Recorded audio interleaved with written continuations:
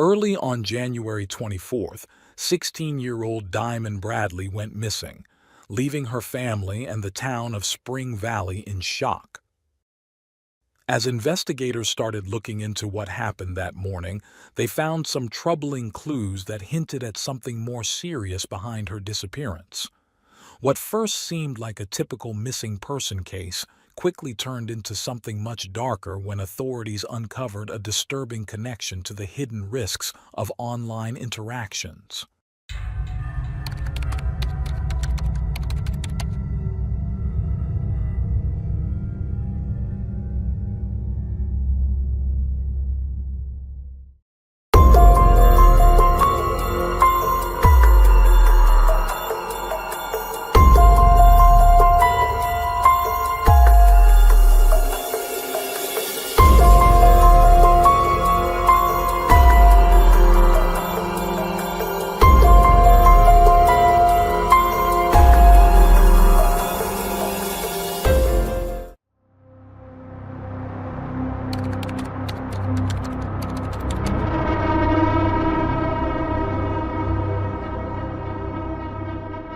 Diamond Bradley was a typical teenager who loved singing, dancing, playing with her siblings, and participating in photo shoots. She spent a lot of time online, as social media and smartphones had become increasingly popular among young people. As the years went by, she actively sought out internet users to interact with, looking for companionship and entertainment. By 2014, when she was about 13, Diamond started posting more frequently, sharing a variety of content on her social media page. Her posts ranged from personal relationship details to invites for hangouts, and she often expressed her deep admiration for her family, especially her mother, whom she considered the best in the world.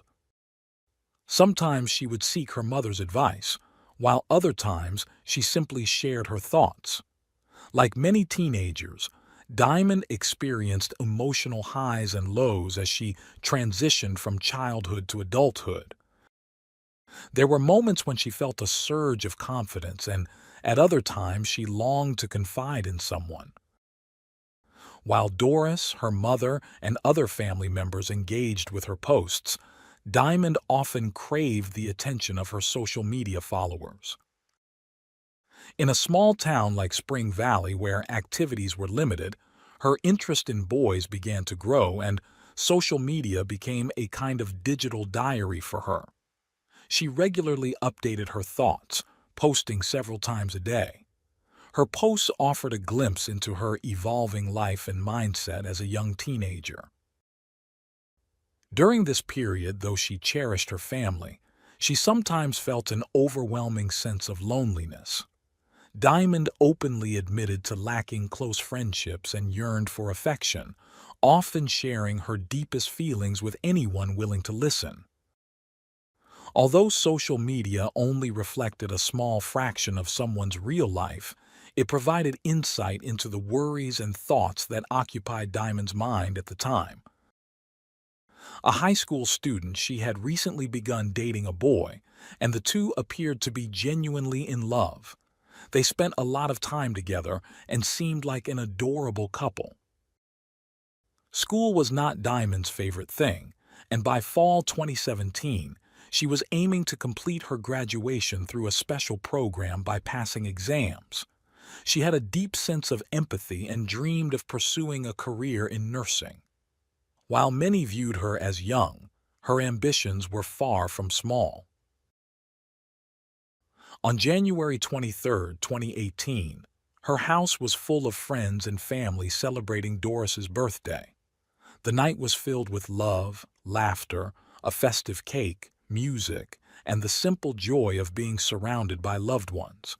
Little did Doris know that within less than a day, her life would be shattered.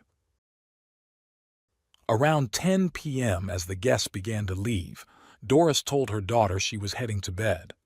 Diamond wished her mother good night and went to take a shower. Doris typically woke up just before 7 a.m. to prepare breakfast and get the younger children ready for school. She expected her eldest daughter to be up as well. However, that morning, Diamond had not returned, and her room upstairs was also empty. Initially, Doris wasn't alarmed, knowing her daughter liked to go out for coffee early in the morning at a nearby gas station. But as time passed and Diamond didn't return, her concern grew. Diamond didn't have her own transportation, and the weather outside was a mix of wet snow and wind, making it unlikely she'd be walking around. When Doris tried calling her daughter, the call went straight to voicemail, which was unusual. The lack of response to the family's persistent messages and calls was troubling, especially since Diamond was known for not causing unnecessary worry. As the hours went by with no word, their concern deepened. Her family drove around town searching for her, but there were few places to hide in such a small community.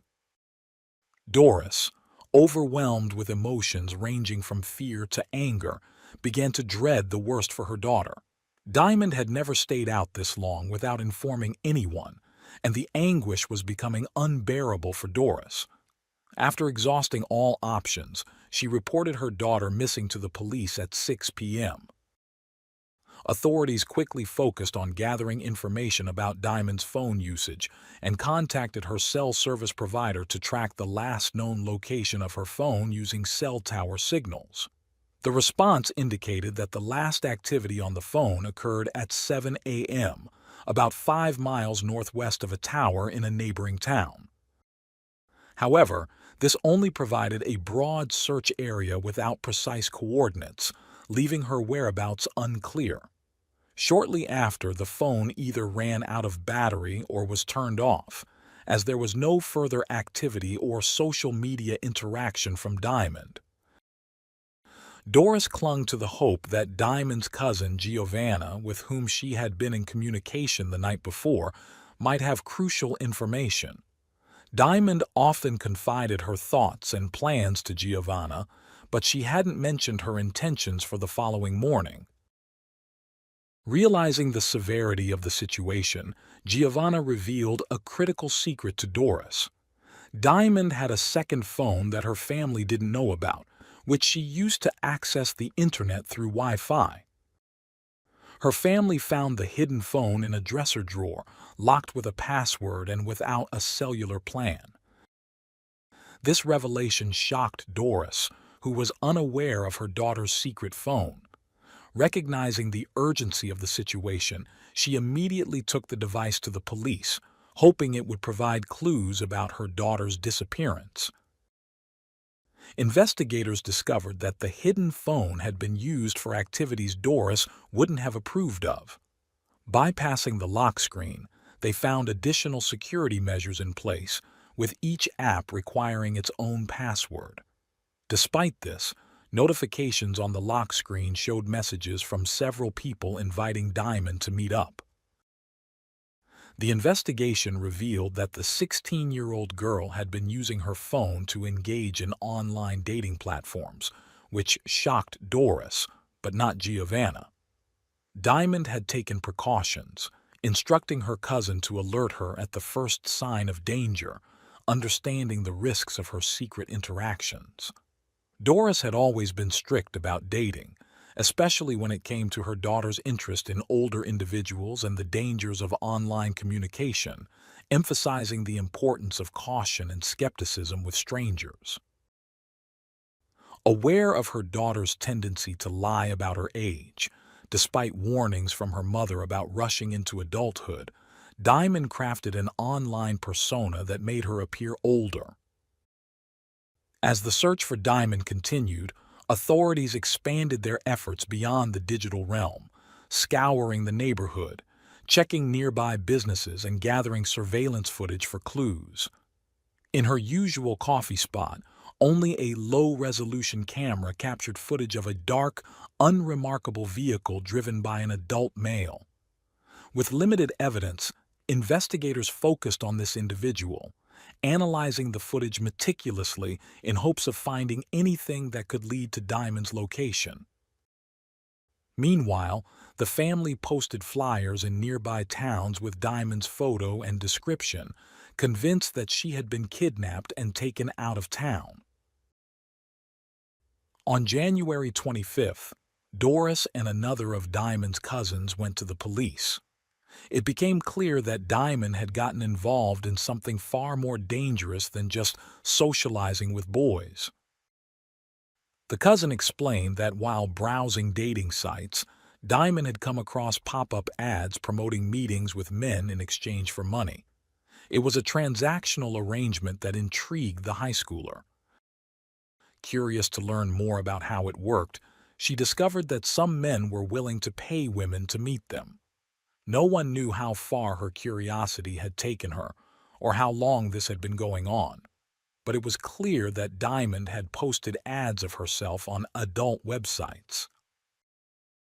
This explained why her lock screen was flooded with notifications from unknown men, responding either to her ads or her dating profiles.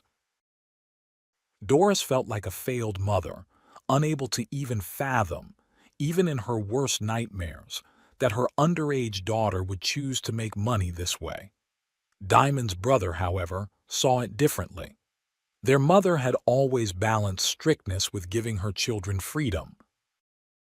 Diamond likely didn't understand the gravity of participating in such activities and may have believed that she would be rewarded simply for going on dates, particularly with older men who she thought would be more generous. In reality, she was simply exploring life with the innocence of youth, unaware of the dangers lurking in those platforms, threats from people seeking to exploit the vulnerable. The allure of easy money for social outings was a risky temptation. Law enforcement recognized that many teenagers in the town were caught in a cycle of monotony, with their primary hobby being the digital world. Most guardians were unaware of this disconnect, leaving many parents oblivious to the online risks their children face daily. With the increasing concern, the local police sought assistance from the FBI to gain access to advanced tools to retrieve and analyze data from Diamond's main phone, aiming to trace her movements on the day of her disappearance. This collaboration proved successful, as they were able to track Diamond's route, indicating that she had been in a vehicle due to the rapid movement detected. A thorough examination of surveillance footage in the area revealed 13 vehicles, but the poor quality of the footage made identifying license plates difficult. An innovative approach involved deploying a patrol car with a dashboard camera at a strategic intersection. Over 2 days, it helped identify vehicles frequently passing through the area, narrowing down the list to a red pickup truck and a black Jeep, both of which stopped appearing later. With no immediate evidence prioritizing these vehicles, the police methodically focused on them, beginning with the two. Additional surveillance linked the black Jeep to another location along Diamond's last known route, tightening the investigation around this vehicle. Meanwhile, detectives combed through Diamond's digital interactions, scrutinizing her communications on dating apps and social media platforms. A crucial discovery was the last message Diamond had sent on the morning of her disappearance, addressed to a 26-year-old man named Gerald. He admitted to having a romantic connection with Diamond but claimed to have stopped contacting her once he learned her real age. On the morning of January 24th at 6 a.m., Diamond had invited Gerald to meet at a diner but quickly retracted the invitation, saying it was meant for someone else. He responded with a harmless smiley face emoji. However, a distressing message from Diamond followed saying, "I'm dying," which led Doris to confront Gerald with accusations that he had harmed her daughter. In her desperation, she was ready to blame any potential suspect. Gerald, however, provided a solid alibi, claiming he had been home all night playing video games, a story corroborated by the presence of a female companion. Reluctant at first, Gerald revealed that this companion was Giovanna, Diamond's cousin, adding complexity to the case. With no leads on Diamond's whereabouts, attention shifted back to the black Jeep. Additional surveillance footage captured the vehicle heading toward Putnam County, after which Diamond's phone signal vanished, either turned off or with a dead battery. The vehicle became a focal point of the investigation, believed to be critical in discovering what had happened to Diamond. Tragically, the urgency of the situation escalated when, on January 27th, 3 days after Diamond was reported missing, the Putnam County Sheriff's Office received a grim call that suggested a breakthrough in the search. A passerby walking along a gravel path in Grand Township discovered the body of a young woman in a ditch on the roadside. When the Putnam County Sheriff arrived at the scene, it became clear that this was no accident. The girl's death had been intentional. She had multiple wounds on her back, stomach, legs, arms, and hands. The victim was a young African-American girl, and the sheriff recalled a missing person report from Spring Valley that matched her description, prompting an immediate call to the area. The rural location was blanketed in snow, bordered by cornfields with the nearest house miles away. The body of Diamond Bradley was partially submerged in water from a stream running through the ditch, and the defensive wounds indicated she had fought fiercely until the end. Following the heartbreaking discovery of Diamond's body, the lead detective made the painful visit to the Bradley family home to deliver the tragic news. When the police arrived around 7 p.m., Doris had an ominous sense of mourning, collapsing emotionally before the news was even delivered, a testament to her maternal intuition. Daquan, Diamond's brother, returned home, hoping that Diamond would be found safe and sound, only to be overwhelmed by the harsh reality of his sister's death. The shock caused him to faint. The small community was deeply shaken, fearful of letting their children out and worried that the perpetrator could still be nearby, looking for another victim. To advance the investigation, the team focused closely on the black Jeep seen in the surveillance footage. They consulted an automobile expert who identified the vehicle as a specific model of Jeep Wrangler. Using this information, the police searched their databases for the names and addresses of Jeep owners in the area. After contacting numerous Jeep owners, they identified a house just a few miles north of where Diamond's body had been found. A woman answered the door and informed the officers that the owner of the black Jeep had moved to a nearby town. Although she didn't have a forwarding address, the town was only 2 miles away and had a population of about 200 people, making the search seem manageable. While patrolling the area, police spotted a black Jeep Wrangler in the driveway of a house. The vehicle belonged to 26-year-old Richard Henderson, who had indeed traveled to Spring Valley on January 24th and made a stop at a gas station near the Bradley residence. He was the person seen in the surveillance video from the gas station, waiting for a call from a friend that never came. The detectives closely observed Henderson's behavior and noticed inconsistencies in his story, as well as his facial expressions. The detectives skillfully guided the conversation, eventually getting a confession from Henderson. He admitted to meeting Diamond that day but claimed he had dropped her off at a mobile home park, which contradicted the location shown by Diamond's phone. This inconsistency raised suspicions of either theft or deception. Investigators proposed a ride-along in the patrol car to retrace the route Henderson and Diamond had taken that day. They started at the gas station, passed the traffic intersection captured in the video, crossed a bridge, and headed into the rural areas of Putnam County. The journey ended where Diamond's phone signal had disappeared. At the memorial site near the creek, the scene was adorned with teddy bears and artificial flowers, contrasting starkly with the pristine white snow. These objects, much like Diamond, seemed out of place. When detectives asked Henderson if he recognized the site, he broke down in tears.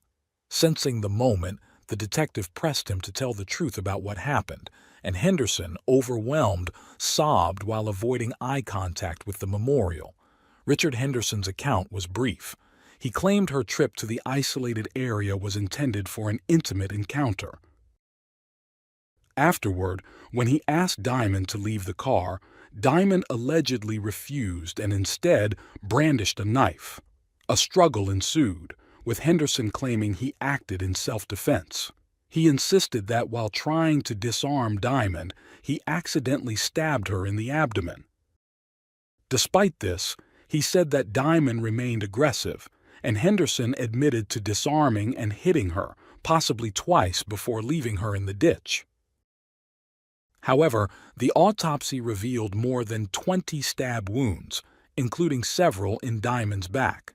Given Henderson's height of nearly 6 feet and her being twice Diamond's weight, his story seemed implausible. By the time the search for Diamond had begun, she was already deceased. Over 200 people attended Diamond's memorial service, including family, friends, classmates, and educators from Spring Valley High School. Doris chose cremation, finding the thought of burying her daughter unbearable, and kept Diamond's urn with her at all times, even during the trial. During the sentencing, Henderson denied a plea deal, ultimately admitting guilt to avoid a life sentence, and was sentenced to 53 years in prison without the possibility of parole. Doris later confessed to having struggled with thoughts of ending her own life due to the immense grief over losing her daughter, but she held on for the sake of her surviving children.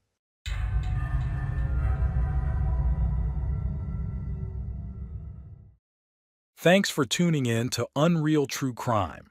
If you're intrigued by mysteries from around the world, check out our new channel, Latin Crimes, where we dive into the gripping true crime stories of Latin America. Don't miss out.